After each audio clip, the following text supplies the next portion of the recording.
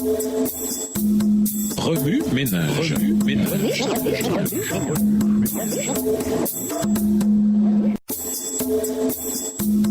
Remue ménage.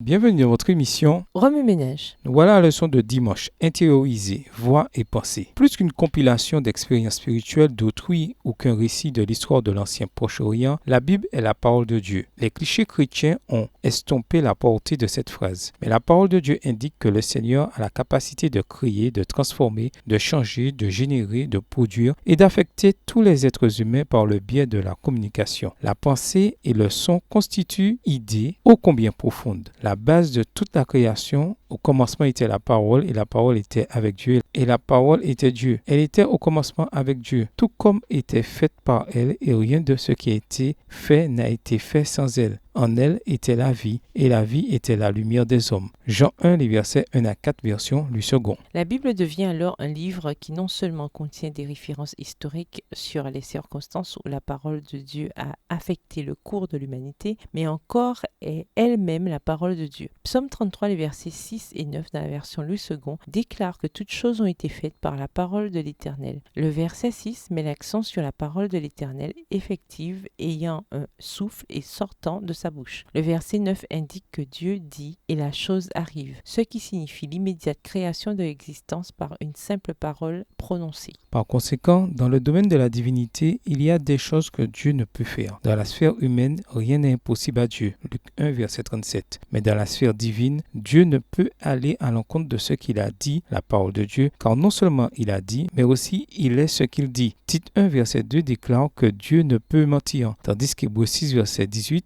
maintient qu'il est impossible que Dieu mente. C'est ce fondement qui reflète la puissance de Dieu pour transformer le disciple et lui faire porter du fruit. Isaïe 55, dans la version Louis II, souligne la puissance de Dieu par sa parole. Le verset 7 souligne les doubles mots répétés, voix et pensée. En implorant l'humanité de le chercher et de revenir à lui, Dieu avertit les méchants et les impies d'abandonner leur voix et leurs pensées. Puis les versets 8 et 9 soulignent les voix et les pensées de Dieu. Remarquez le modèle circulant d'un couple à l'autre. Mes pensées à vos pensées, vos voix à mes voix à vos voix et mes pensées à vos pensées. Premièrement, Dieu nous implore de laisser en arrière nos voix et nos pensées. Deuxièmement, il met l'accent sur la façon dont nos voix et nos pensées sont différentes de ses voix et de ses pensées. Ensuite, le verset 9 indique que ses voix et ses pensées sont non seulement différentes, mais aussi plus élevées. Cette hauteur n'est pas un problème, parce que comme la pluie descend du ciel sur la terre, les voix et les pensées de Dieu descendent du ciel sur la terre. Cette condescendance est doublement manifestée dans la parole de Dieu écrite, la Bible, et dans la parole vivante de Dieu, le Seigneur Jésus-Christ. Cette parole ne retournera pas à Dieu sans avoir fait son effet. Elle accomplira ce qui est agréable à Dieu et prospérera selon l'intention avec laquelle il l'a envoyé ou a envoyé Jésus-Christ, au verset 11. Le verset 12 montre de quelle façon la parole de Dieu est efficace. Transformation du cœur, chant, réjouissance,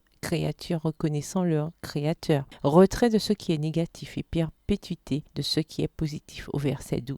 La puissance de Dieu réside dans sa parole. Matthieu 22, verset 29, Marc 12, verset 24. Cette puissance doit être vécue aujourd'hui par chaque disciple de Jésus. Il existe des tendances dans la religion qui nient cette puissance et attribuent la puissance de Dieu à d'autres modes et programmes spirituels. Mais l'histoire et les récits personnels à travers les siècles attestent la puissance divine dans la parole de Dieu. Remue-ménage, revenez à votre texte écrit et étudiez le passage. Encerclez les mots, expressions ou idées répétées. Soulignez les mots ou expressions qui sont importants et qui signifient quelque chose pour vous. Reliez par une flèche les mots, expressions aux autres mots, expressions associés au connect. Mémorisez votre verset préféré tiré d'Ésaïe 55, versets 1 à 13. Écrivez-le plusieurs fois pour vous le rappeler plus facilement. Avez-vous fait l'expérience des voix et des pensées de Dieu dans votre lecture et votre étude de la Bible? Dans la négative, expliquez pourquoi. Au revoir. Et à demain si Dieu veut.